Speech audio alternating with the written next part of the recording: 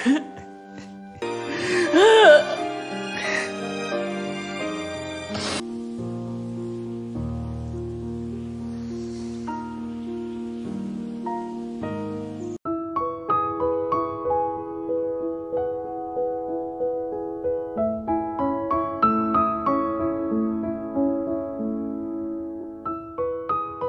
hidup ini, perpisahan dan pertemuan terjadi bukan karena suatu kebetulan, melainkan ada sebuah alasan mengapa dua insan manusia bisa dipertemukan. Film berjudul Let Me Eat Your Pancreas membuktikan bahwa di setiap pertemuan selalu ada pesan kehidupan. Film ini menceritakan tentang seorang pria berumur 30 tahunan yang tidak bisa melupakan kenangannya ketika dia bertemu seorang cewek di masa SMA-nya. Penasaran kenapa cowok tersebut tidak bisa melupakan kenangan itu? Oke, tanpa berlama-lama langsung saja aku ceritakan alur ceritanya. Film dibuka dengan memperlihatkan seorang pria berumur 30 tahunan yang mirip Genji tapi versi culun. Pria ini bernama Haruki. Haruki adalah seseorang guru di suatu sekolahan di mana ketika itu dia sedang berada di perpustakaan. Tetapi ketika dia melihat suatu buku, dia pun teringat akan kenangannya ketika di masa SMA. Cerita pun beralih ke masa lalu ketika Haruki masih duduk di bangku SMA. Saat SMA, Haruki adalah seseorang cowok yang introvert, kutu buku, dan juga tidak punya teman. Masa SMA Haruki pun juga kebanyakan dihabiskan di perpustakaan karena ketika itu dia menjadi penjaga perpustakaan. Bukan tanpa alasan dia menghabiskan waktunya di perpustakaan karena nyatanya Haruki lebih nyaman berinteraksi dengan bukunya daripada teman-teman seangkatannya. Suatu hari Haruki pergi ke rumah sakit untuk melakukan cek kontrol. Ketika sedang menunggu antrian, tiba-tiba dia melihat suatu buku tergeletak di suatu lantai. Dia pun langsung mengambil dan membaca buku itu. Setelah membaca isinya, Haruki terkaget karena buku itu berisi tentang catatan harian yang menyatakan bahwa ada seseorang wanita yang umurnya sudah tidak lama lagi karena wanita tersebut terkena penyakit pankreas. Kemudian ada seseorang wanita yang mengaku bahwa buku itu merupakan miliknya. Haruki semakin terkaget karena pemilik buku itu ternyata adalah temannya sendiri. Teman Haruki ini bernama Sakura. Sakura merupakan anak yang populer di SMA Haruki. Anehnya tidak ada yang mengetahui kalau Sakura memiliki penyakit yang cukup keras. Sakura bilang kepada Haruki, jangan beritahu siapapun ya kalau aku mengidap penyakit keras Haruki. Haruki yang memang tidak mempunyai teman dekat, dia pun mengiyai apa yang dikatakan oleh Sakura.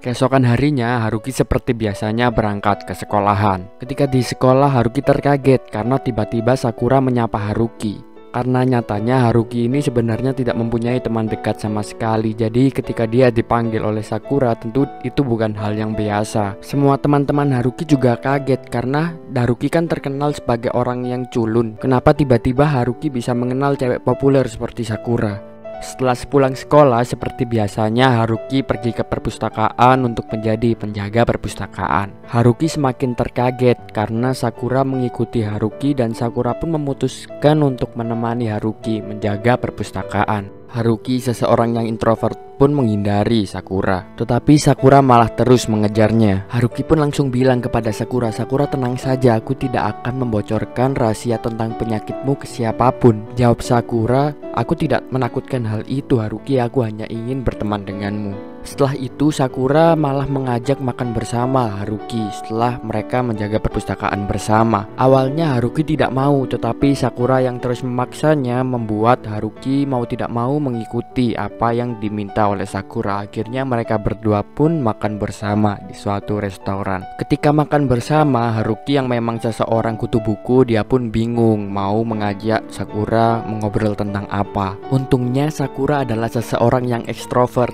Jadi Sakura selalu memulai topik pembicaraan terlebih dahulu. Sakura pun bertanya banyak kepada Haruki dan di situ akhirnya mereka berdua mulai nyaman mengobrol satu sama lain. Setibanya di rumah, Sakura langsung mengirimi pesan kepada Haruki. Haruki yang merasa tidak enak kalau tidak membalas pesan dari Sakura, akhirnya Haruki membalas pesan tersebut dan ya, mulai malam itu mereka berdua saling SMS-an setiap malamnya.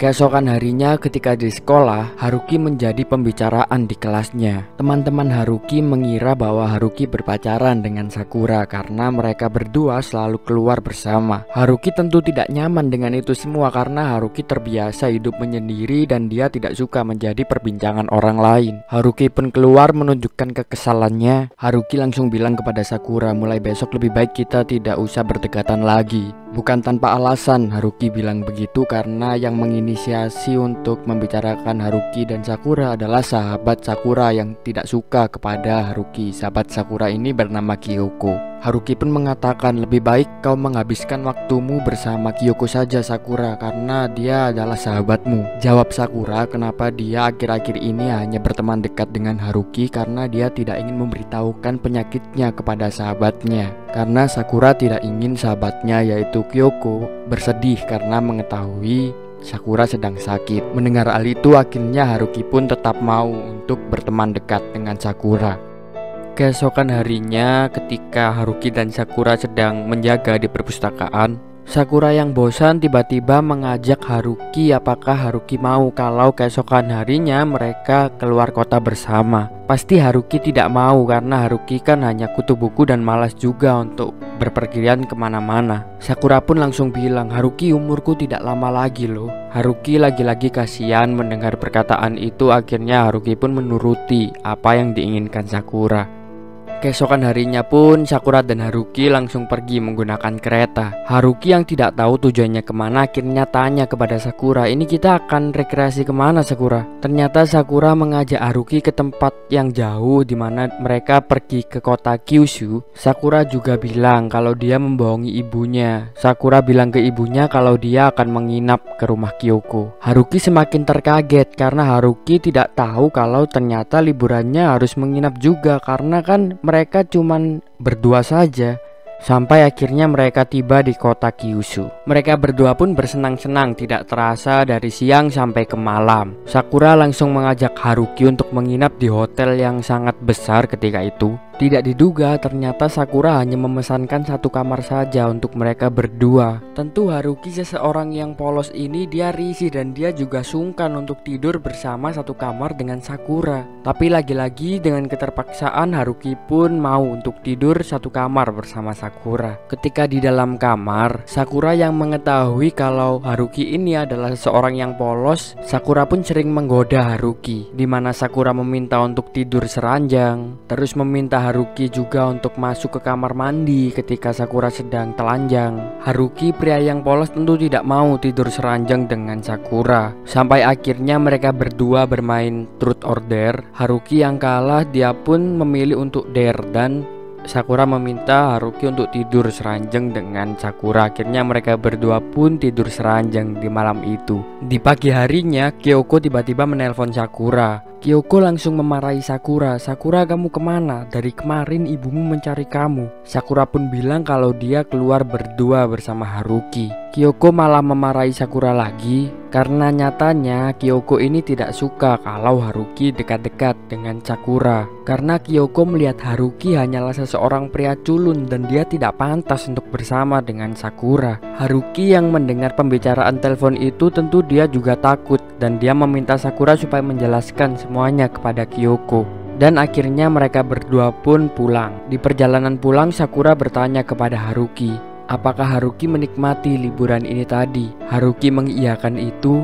Sakura tentu terkaget karena Haruki ini selalu terlihat muram dan terlihat tidak bahagia. Kenapa dia bisa bahagia ketika itu? Akhirnya Sakura mengajak Haruki untuk bisa berlibur lagi. Mereka berdua pun berencana di liburan selanjutnya akan pergi melihat bunga sakura bermekaran. Keesokan harinya ketika Haruki sedang di sekolah, tiba-tiba Kyoko menghampiri Haruki. Kyoko memberitahukan bahwa Sakura masuk rumah sakit. Saat itu Kyoko juga melarang Haruki untuk tidak menemui Sakura lagi. Dan Kyoko pun menyebarkan informasi bahwa Haruki ini adalah seorang penguntit. Jadi semua teman-teman Haruki membicarakan Haruki di belakangnya. Seperti biasanya Haruki tidak memperdulikan apa yang dikatakan orang lain. Sepulang sekolah Haruki yang mengetahui bahwa Sakura masuk rumah sakit, dia pun langsung ke rumah sakit. Ternyata keadaan Sakura semakin memburuk. Meskipun Sakura sedang sakit, dia pun tetap mencoba untuk selalu tersenyum di depan Haruki.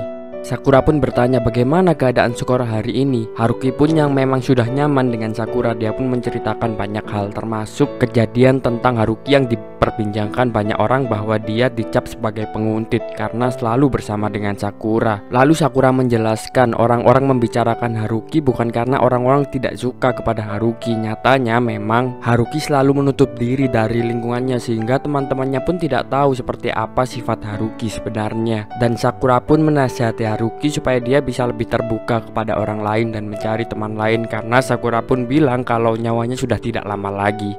Lalu Sakura bertanya kepada Haruki, Haruki, apakah kamu tidak penasaran bagaimana perasaanku terhadapmu sebenarnya? Haruki dengan polosnya menjawab, ya kita bisa akrab kan gara-gara kebetulan saja kita bertemu di rumah sakit dan aku mengetahui rahasiamu. Jadi ya mungkin perasaanmu hanya sebatas teman saja. Sakura pun tidak menjawab apa-apa dan dia hanya tertawa. Dia pun bilang kepada Haruki, jawaban tentang perasaan dia kepada Haruki itu ada di bukunya. Jadi Haruki bisa mengetahui jawabannya ketika Sakura telah meninggal, karena Haruki diberikan hak untuk membaca buku harian Sakura setelah dia meninggal nanti. Berhari-hari kemudian Sakura tetap dirawat di rumah sakit. Ketika dirawat pun Haruki juga selalu memikirkan Sakura, karena memang selama ini tidak ada orang yang pernah membuat Haruki bisa senyaman dan sebahagia ini. Tetapi Haruki juga tidak melupakan fakta bahwa Sakura telah mengidap penyakit keras dan umurnya tidak lama lagi. Sampai akhirnya suatu hari Sakura menelpon Haruki dan Sakura meminta Haruki untuk datang ke rumah sakit. Haruki pun langsung ke rumah sakit. Dengan kedatangan Haruki ke rumah sakit itu setidaknya membuat penderitaan dari Sakura sedikit berkurang. Lalu Sakura pun mengajak Haruki bermain truth order lagi. Bukan tanpa alasan dia mengajak bermain itu, karena nyatanya sebenarnya Sakura ingin menanyakan kepada Haruki bagaimana perasaan dia terhadap Sakura. Karena Sakura yang menyadari bahwa umurnya tidak lama lagi, dia pun ingin tahu tentang perasaan Haruki. Apakah dia menganggap Sakura hanya sebatas teman atau lebih? Sialnya permainan selalu dimenangkan oleh Haruki, jadi selalu Haruki yang bertanya. Ketika melempar pertanyaan, Haruki yang sebenarnya juga sangat penasaran dengan perasaan dari Sakura. Apakah Sakura hanya menganggap kalau hubungan ini hanyalah sebatas kebetulan biasa dan mereka hanya teman biasa, atau sebenarnya ada perasaan lebih dari Sakura? Tapi Haruki seseorang yang polos, dia pun tidak berani menanyakan itu. Akhirnya dia bertanya hal lainnya. Sebelum meninggalkan Sakura, Haruki pun dengan berani berkata kepada Sakura, dia tahu ini adalah perkataan yang salah, tetapi dia tidak bisa menutupi keinginannya. Dia pun mengatakan kepada Sakura bahwa Haruki tetap ingin Sakura untuk hidup lebih lama lagi. Sakura tentu terkaget karena Haruki yang selama ini tidak pernah peduli dengan orang-orang, kenapa dia tiba-tiba memperdulikan Sakura sebegini besarnya. Hari demi hari berlalu. Sakura yang telah diberi semangat oleh Haruki atas keinginan Haruki bahwa Sakura harus hidup lebih lama lagi, dia pun hari demi hari keadaannya semakin membaik, sampai Sakura diizinkan untuk pulang dari rumah sakit. Sepulangnya dari rumah sakit, Sakura langsung menghubungi Haruki dan mereka berencana untuk melihat Sakura bermekaran. Haruki yang mendengar kabar itu tentu senang luar biasa. Dia langsung merencanakan semua agendanya supaya ketika dia nantinya pergi bersama Sakura itu bisa menjadi hari paling bahagia mereka berdua. Tibalah di hari mereka berdua melihat bunga bermekaran. Haruki yang sudah sangat tidak sabar, dia pun berangkat pagi-pagi dan dia menunggu Sakura di sebuah kafe. Sakura yang juga tidak sabar, Sakura pun langsung izin ke ibunya untuk pergi bersama Haruki. Ketika menunggu Sakura, Haruki terus memikirkan tentang Sakura. Dia memikirkan hari-hari bahagianya bersama Sakura. Haruki juga berpikir, apakah ini kesempatanku untuk hidup lebih lama lagi bersama Sakura, mengingat Sakura keadaannya sudah lebih membaik. Haruki menunggu dan terus menunggu, tetapi dia mulai resah kenapa Sakura datangnya lama, kenapa dia tidak datang-datang. Haruki pun terus menunggu sampai malam hari. Haruki menelpon Sakura juga tidak bisa. Akhirnya Haruki memutuskan untuk pulang. Ketika di perjalanan pulang, Haruki pun melihat berita. Dia sangat syok setelah mendengar berita bahwa ada remaja perempuan yang tewas terbunuh pada hari itu. Ya, perempuan itu ternyata Sakura. Sakura ditusuk orang ketika dia akan pergi menuju untuk melihat bunga sakura bermekaran bersama Haruki. Tentu Haruki langsung lemas. Dia tidak mampu berkata apa-apa. Dari hari ke hari Haruki pun juga semakin depresi. Haruki bahkan tidak mampu untuk menghadiri pemakaman dari Sakura. Haruki juga tidak masuk sekolah karena dia tidak kuat menerima kenyataan itu. Sampai akhirnya di suatu hari dia teringat bahwa dia memiliki hak untuk membaca buku harian Sakura. Haruki memberanikan diri untuk pergi ke rumah Sakura menemui Ibu Sakura. Ibu Sakura yang mengetahui itu Haruki langsung memberikan buku catatan harian kepada Haruki. Haruki pun mulai membaca buku catatan itu. Ketika membacanya, Haruki sungguh terkejut. Ternyata pertemuan mereka di rumah sakit bukanlah kebetulan. Nyatanya Sakura memang sudah penasaran dari awal dengan Haruki. Karena melihat Haruki adalah seseorang yang pendiam dan tidak peduli dengan dunia luar. Sakura pun menceritakan bahwa dia sangat bahagia ketika bersama dengan Haruki. Dan Sakura juga menceritakan kalau dia memiliki perasaan yang lebih dari teman kepada Haruki. Haruki pun ketika itu langsung berkata dalam hati, "Kenapa aku tolol sekali? Harusnya ketika itu aku menyatakan perasaanku." Ya, Haruki juga menyesal karena setidaknya Haruki juga ingin Sakura untuk mengetahui bahwa Haruki mempunyai perasaan yang sama kepada Sakura. Selanjutnya di buku itu pun Sakura memberikan pengharapannya supaya Haruki menjadi orang yang lebih baik. Sakura ingin Haruki untuk bisa lebih terbuka dan mencari banyak teman. Dan Haruki pun selesai membaca catatan harian dari Sakura. Ibu Sakura yang ada di tempat itu pun berterima kasih kepada Haruki karena sudah membuat anaknya selama beberapa bulan ini bahagia. Haruki yang sudah tidak kuat lagi akhirnya dia meminta izin kepada Ibu Sakura. "Apakah aku boleh menangis di sini?" Karena dia sudah tidak kuat lagi untuk menahan tangisannya. Akhirnya dia pun langsung menangis keras-kerasnya di tempat itu.